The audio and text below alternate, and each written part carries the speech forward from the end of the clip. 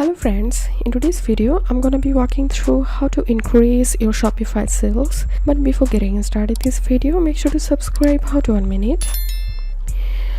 So to increase your Shopify sales, I'm going to suggest you some way you can follow them. So step 1, develop email marketing campaigns that convert. With your lead capture strategy in place, you can start creating email marketing campaigns that keep your brand on their minds and drive new sales.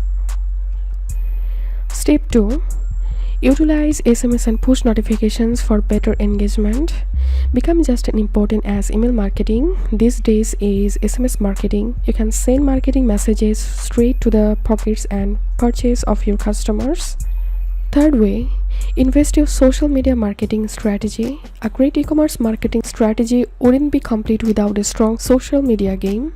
Fourth way, build organic traffic with great SEO.